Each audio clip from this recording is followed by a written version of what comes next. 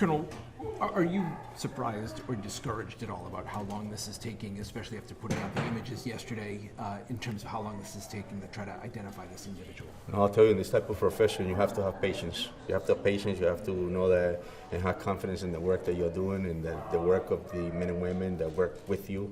And so that's how investigations are. They're complex. And so I'm truly aware, after 32 years, that something may take years to solve.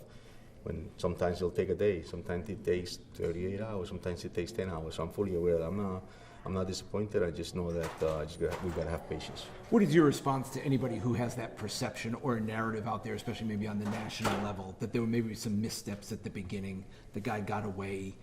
Originally they thought that, not the person of interest, but right in the hour afterwards there was word that there was a suspect in custody. What do you say to people who may see this and criticize it, and like how is it taking this long and there were mistakes made at the beginning? No, yeah, I understand. There's perceptions, there's judgment, but I know what's going on in this building, and I know what we're doing. I know what we started doing at the beginning of this tragedy, and we'll continue to do the work that we need to in order to identify this individual.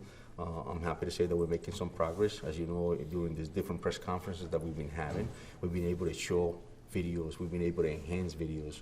We're trying to make it more clear for our public to see that and identify and help us identify this individual. I think they need to. I think that I would like the public to understand and have confidence in your police department. And we're going to do what we need to do to identify this suspect. As part of the FBI, put out a timeline of all the videos that you guys have now from a couple hours before the shooting, and then there's one from far away, it looks like on Hope Street, where they circle somebody way far in the distance, and it's between the flashing lights. So is that discouraging that it seems like the person walked right past police officers and first responders who were coming to the scene? Yeah, no, again, that's not something that to be honest with you, that I'm familiar with, but that could have been Brown police. Can we identify in that video that was a police car, or is that what you're telling me? It's flashing lights of some kind. Yeah, so I'm just not sure what that is, to be honest with you, but at the end of the day,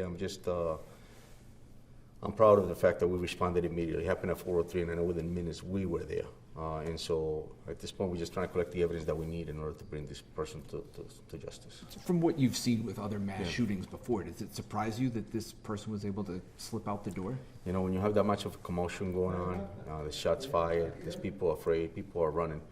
And an officer's mentality is to get to the scene, because you think you have an active shooter, the person's still in the building.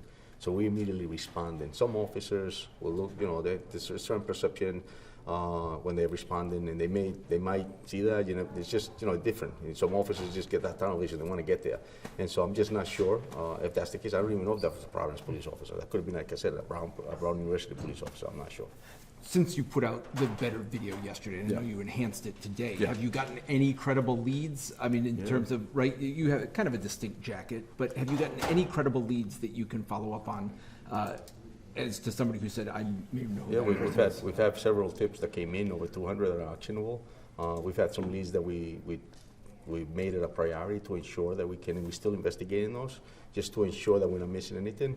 And so, yeah, there's been great response from the public, and I think that's why we've been able to progress in this investigation. Are you confident these videos are going to lead to something? Yes.